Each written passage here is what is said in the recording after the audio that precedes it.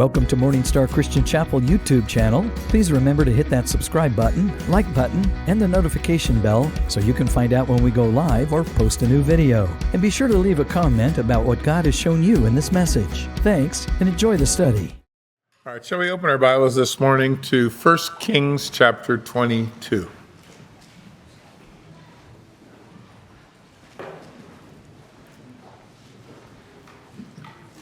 This last chapter of Kings ends with an account of what would then be the third kind of campaign of Syria against Israel in the north, and in particular the judgment of God upon that wicked king in the north named Ahab.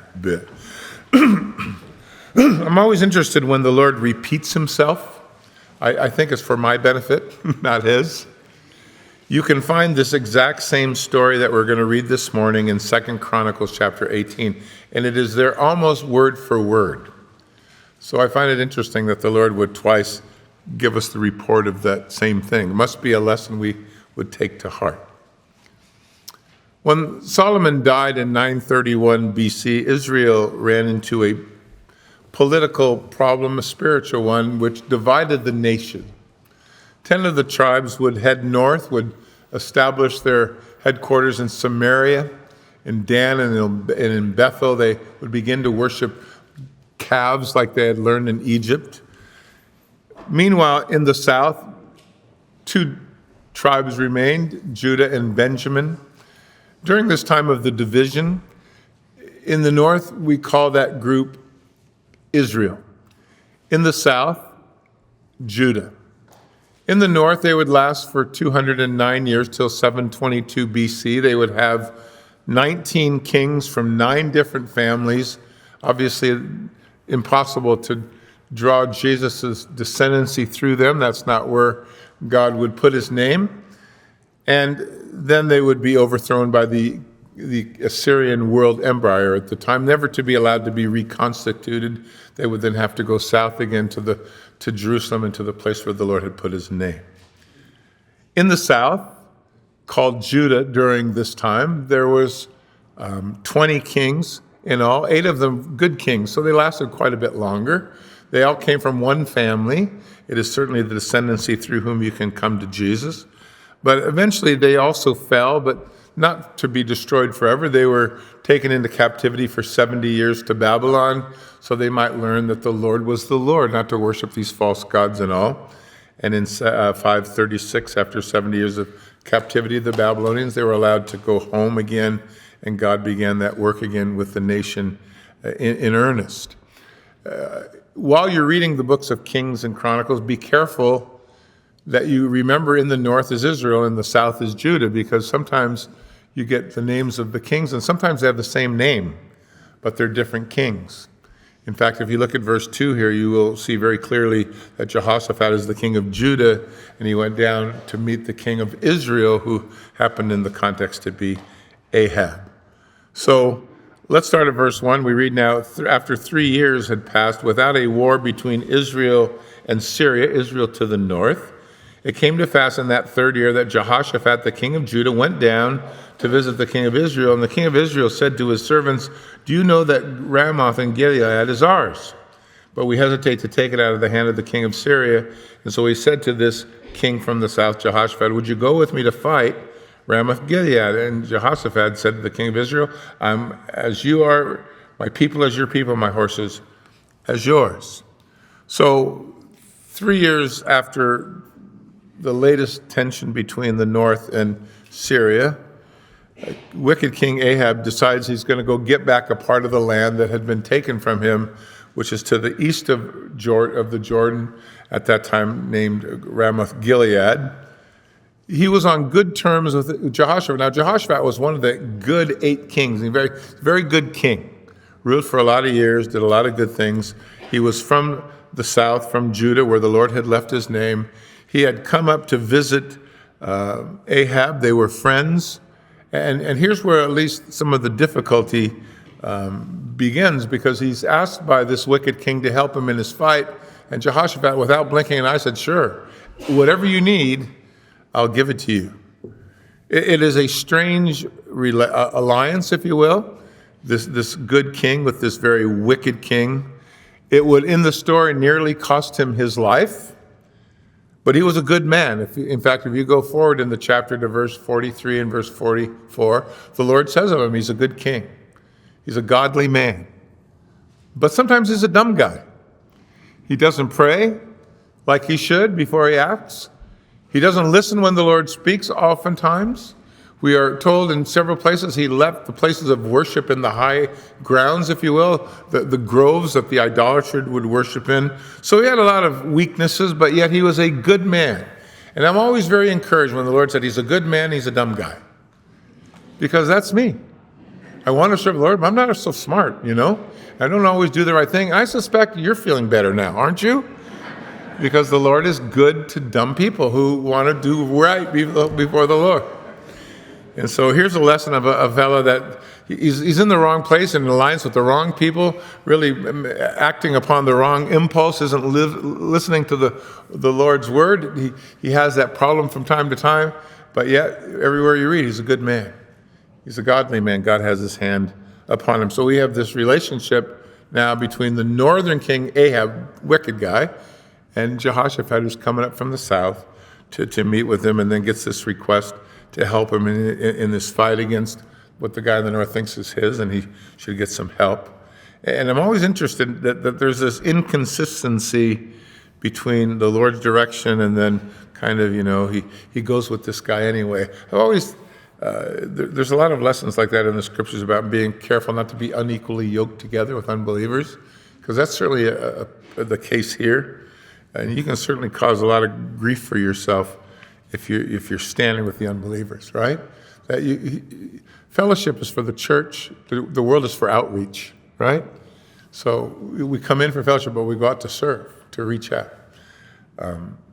There's a verse in Revelation 18 where the Lord says to his people, separate yourself from them because their sin have come up before the Lord in heaven. He's going to judge. You don't want to be standing with the wrong group when the judgment of God falls. And that's really where Jehoshaphat is here. He's in the wrong place when the judgments of God is about to fall upon a very wicked king, and this book ends with his death and his destruction, if you will. So, but here's the picture, if you will. We read in verse 5 that Jehoshaphat also then said to the king of Israel, because remember, he's a godly man, even though he's not all that bright all the time, could you inquire of the Lord today? Jehoshaphat in practice was like all of the good kings. They went to the priests or to the prophets to say, could we have a word from the Lord before we act? It was the wise thing to do. It was the godly thing to do. And so he asked this wicked king, could we get a word from the Lord before we go to battle? The king of Israel, verse 6, Ahab gathered together his prophets. There were 400 in all. And he said to these 400 men, shall I go up against Ramoth Gilead to fight, or shall I refrain? And they said, just go up, the Lord will deliver it into the hands of the king. And yet Jehoshaphat said, is there not still a prophet of the Lord here, that I might inquire of him? So he asked for a prophet. He is met with 400 yes men, who he is sure are not God's prophets. I mean, they answer together. They don't bother to pray. It's unanimous. The answer is quick to the question, and he knows it. This is the good king. And so he says, come on. We need a prophet, not a bunch of these guys squawking together, whatever you want to hear. These mouthpieces for you. And being, like I said, a godly man, he's not so comfortable with just going on the word of a guy who hangs around with these false prophets. Is there any prophet here at all? And the king of Israel, Ahab, in verse 8, said, yeah, there's one guy, his name's Micaiah, he's the son of Imlah. We can inquire of the Lord, but I hate him because he never prophesies good for me, just evil. And Joshua says, come on, don't say that kind of thing. That can't be true. And so let's get him here anyway. And because he needs Jehoshaphat's help, the king Ahab's kind of obliged to meet his demands. And so Verse 9, he gets one of his men together. He says, could you go get Micaiah and quickly and bring him here? And meanwhile, the king of Israel and Jehoshaphat, the king of Judah, and there you have the distinctions again, put on their robes, sat down on the thrones at the threshing floor at the gate of the city, at the entrance of the gate of Samaria, while all of these 400 prophets began to prophesy before them.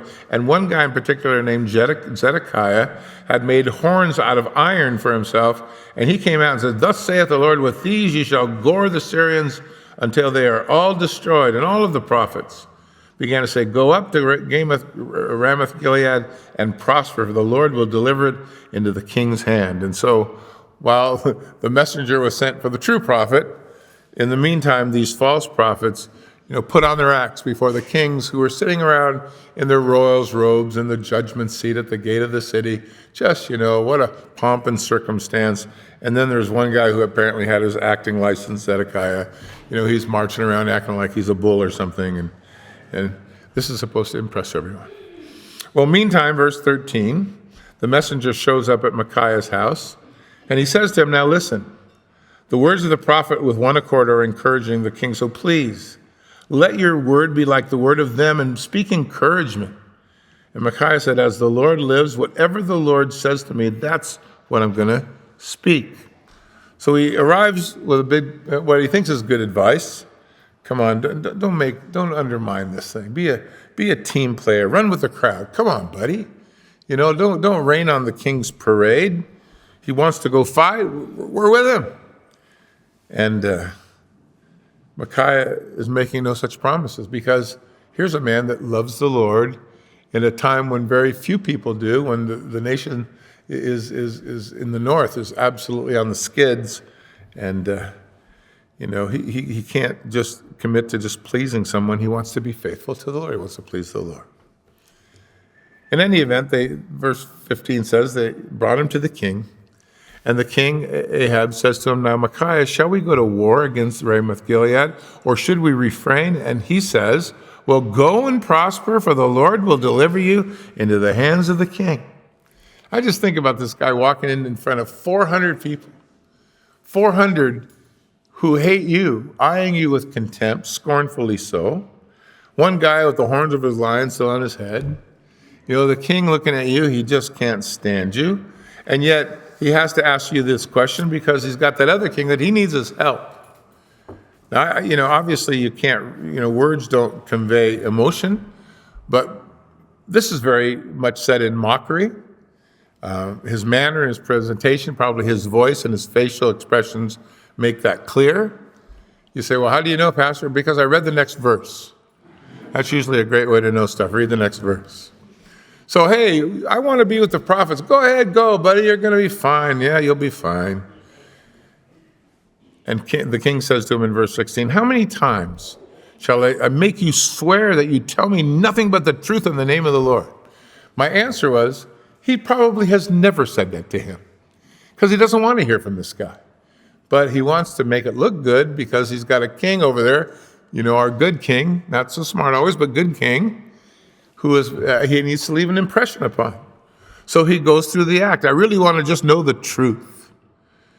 All right, says Micaiah, verse 17, I saw Israel scattered on the mountains, sheep without a shepherd. And the Lord said, these have no masters. Tell them to go home to their houses in peace.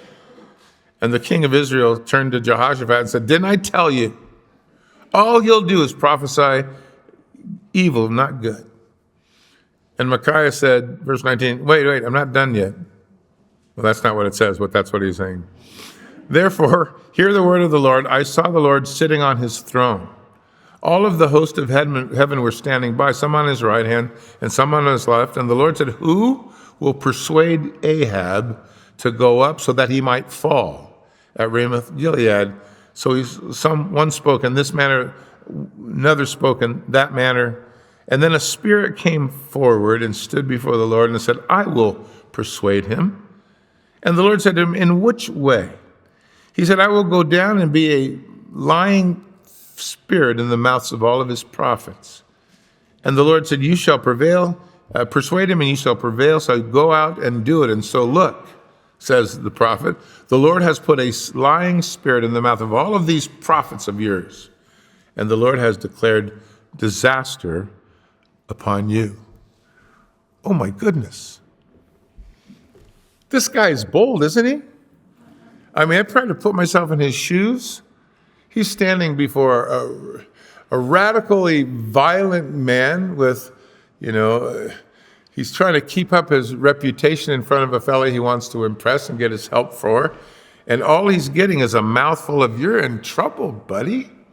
And God has desired to take you out. And he's using your 400 lying prophets to do so. I can't imagine the boldness that this would take. This is like this magnificent kind of persuasive man who stands for his conscience and before his heart, before the Lord. And it's a forceful message. It's unwelcome in his message. It's a hostile environment.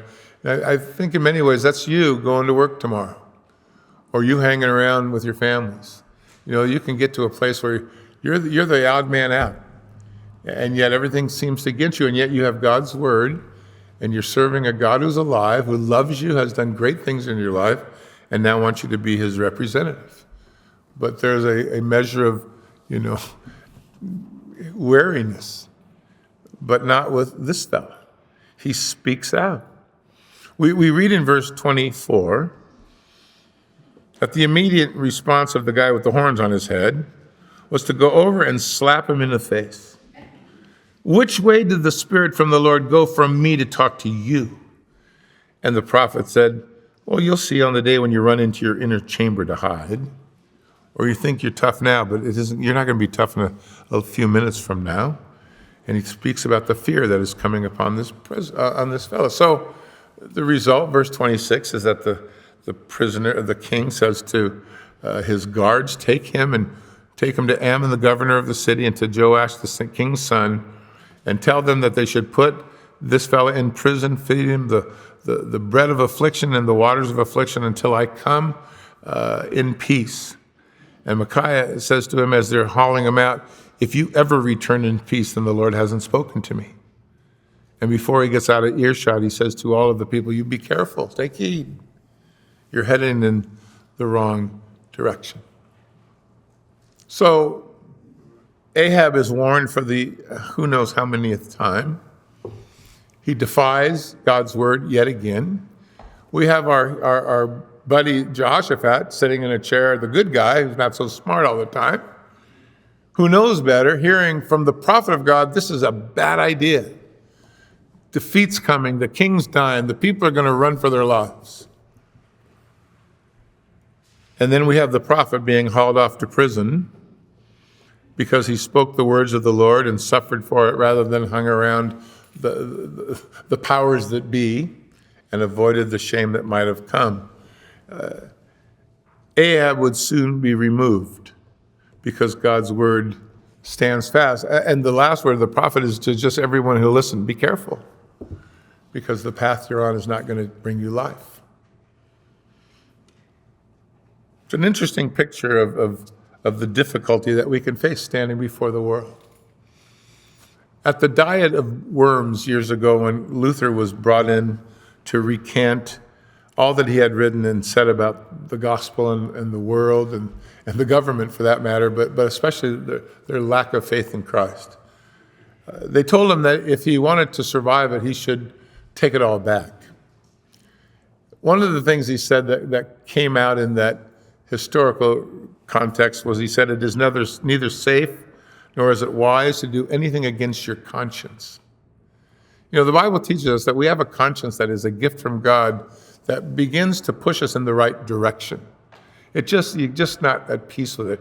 Regardless of what everybody says, there's that conscience that works within. Now, it can get seared, the Bible says, and sin over time can make it kind of non-responsive, and so that even those inklings of, gosh, this doesn't feel right, are gone. But for the most part, it is that gift from the Lord to every man to wake up our conscience, even when everything in us is crying to go in a different direction. Well, here's Ahab. He's still fighting. He's fighting his conscience. He even says to Joshua, this guy never tells me anything good. Well, maybe you should listen. No, I don't like him. I hate him. Now I'm going to throw him in prison. That'll get rid of him.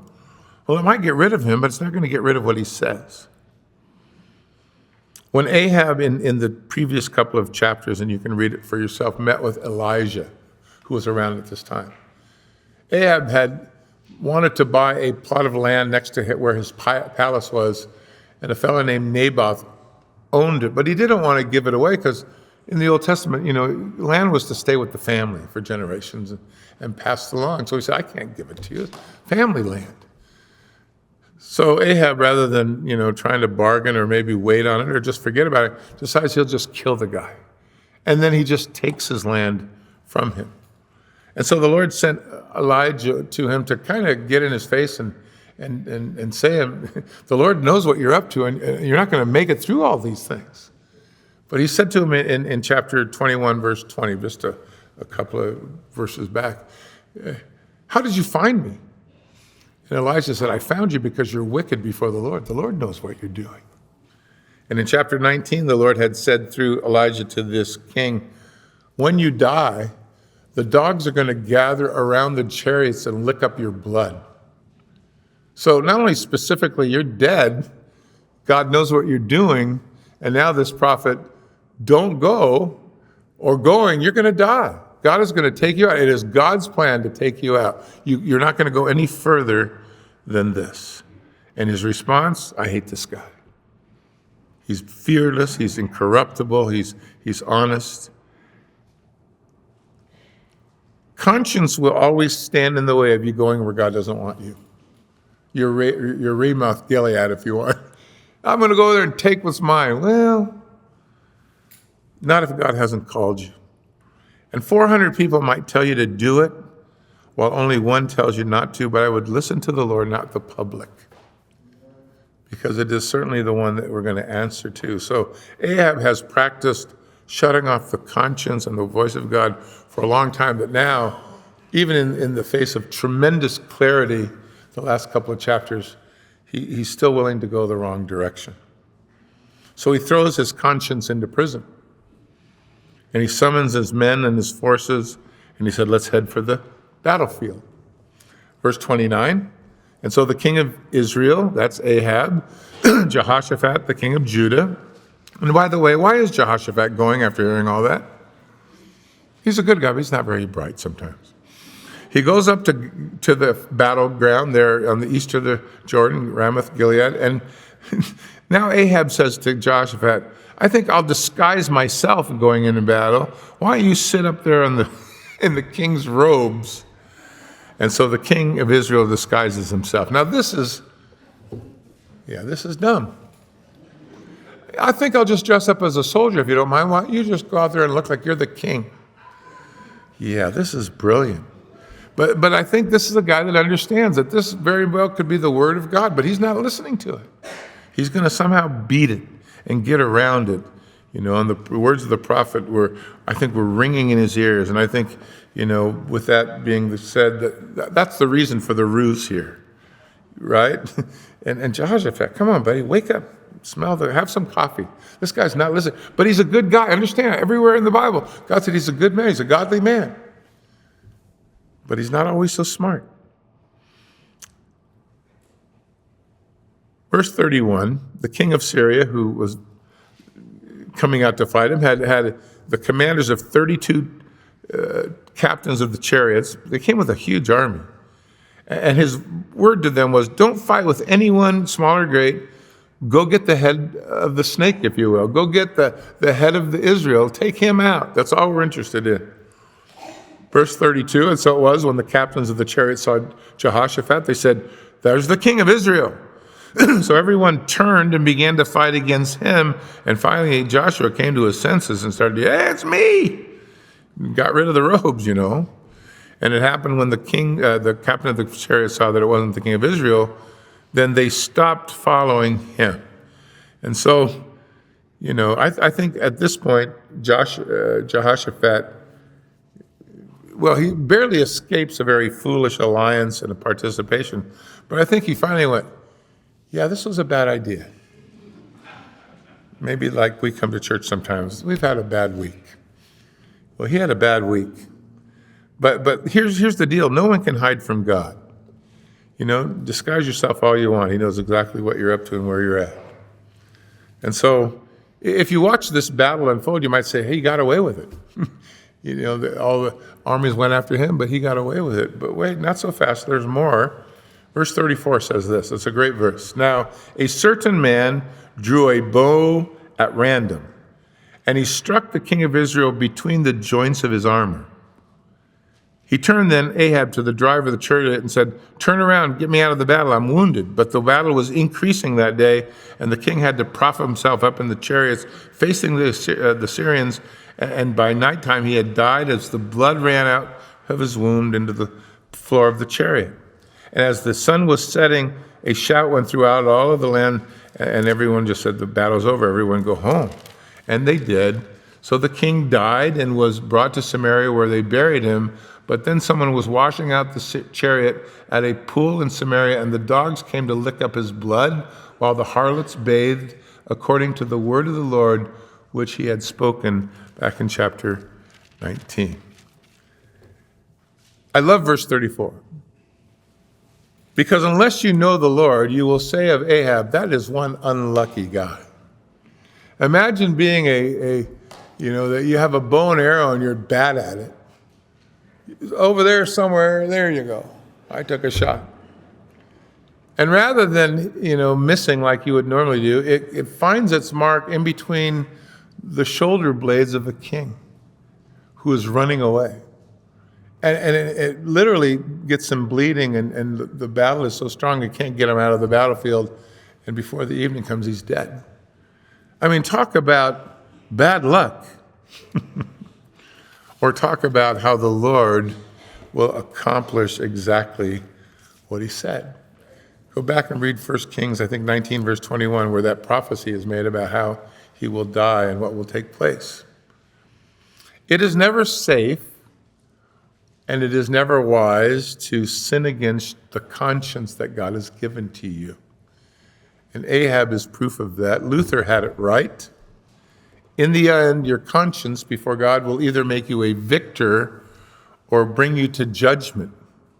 You will either hear his voice or you will not.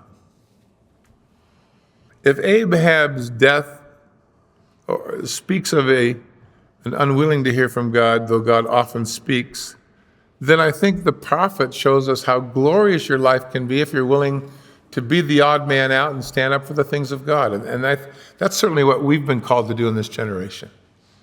We're the ones in the fields wide unto harvest where the laborers are few, but the fields are white.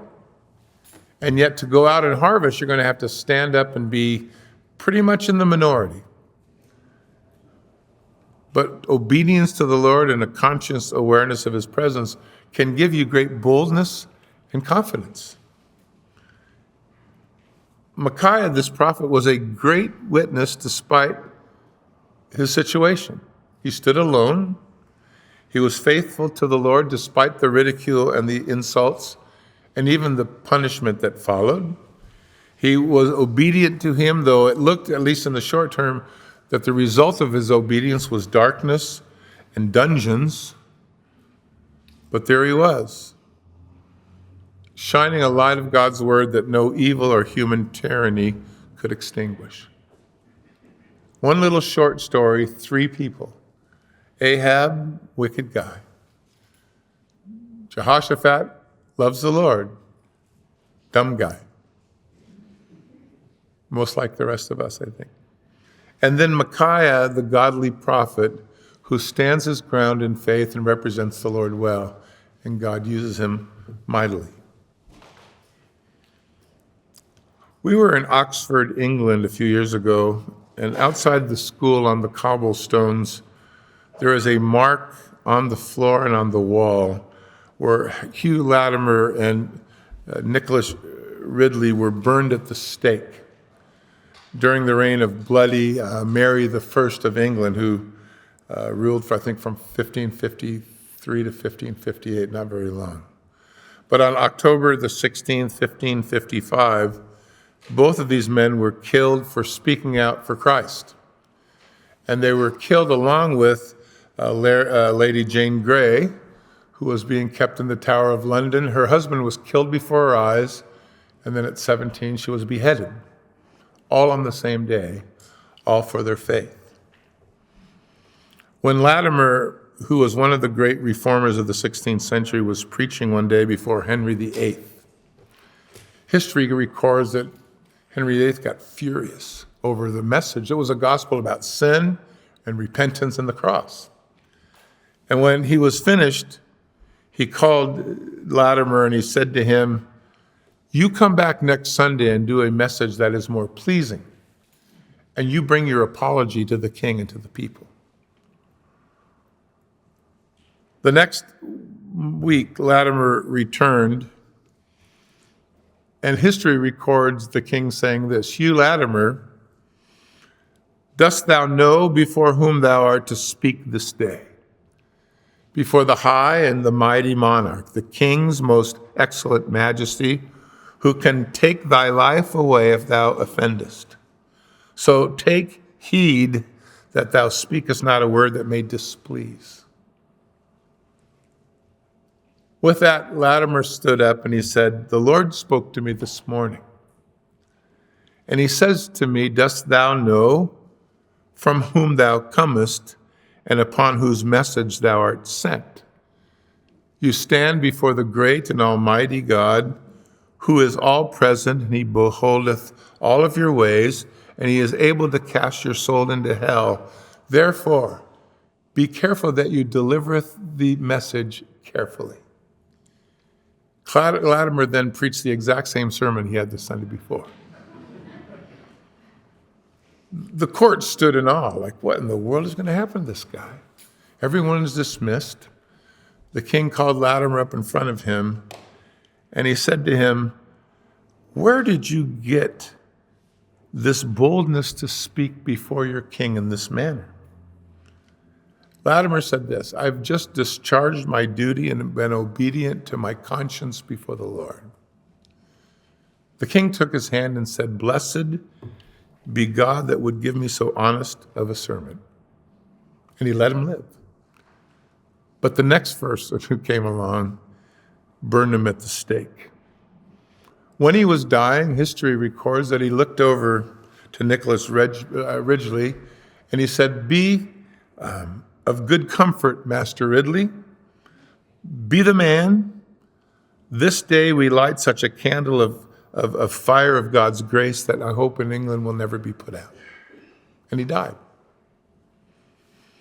By his obedience, Lassiter stands with guys like Micaiah here, ranks with those who are obeying the Lord, fulfilling their calling, true to their conscience, and leaving a legacy behind.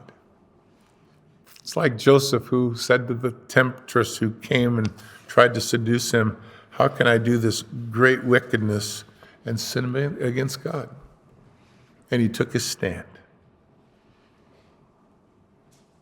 Or Daniel, who opened the windows of his room towards Jerusalem and prayed when he was told, "Talk to anyone but the king with your requests and be thrown to the lions."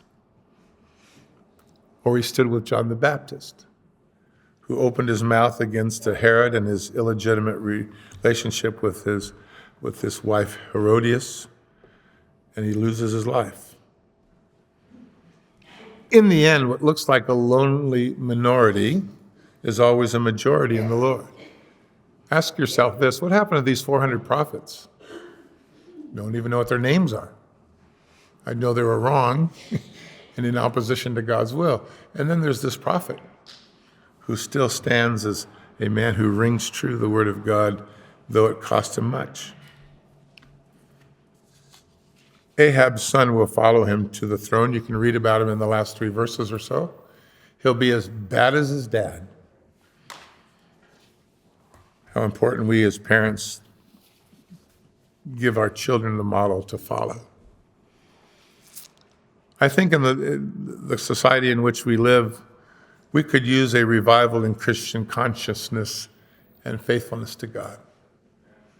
It is so easy to be squelched and pressed down by a world that is hostile to you and your word and his word. but at what price?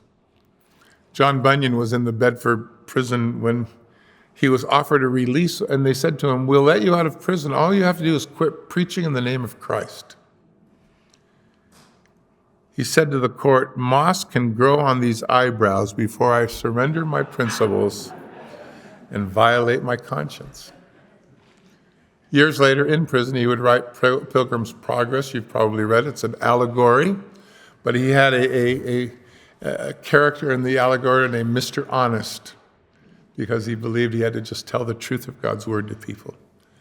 But he writes this of Mr. Honest: when it was his time to die, on the day that he was to be gone, he addressed himself to go over the river, but the river was overflowing its banks at that time in some places. So Mr. Honest, in his lifetime, had spoken faithfully to one good conscience to meet him there, and his good conscience met him there and lent him a hand and helped him along and over. In the end, you'll be happy to speak up for the Lord.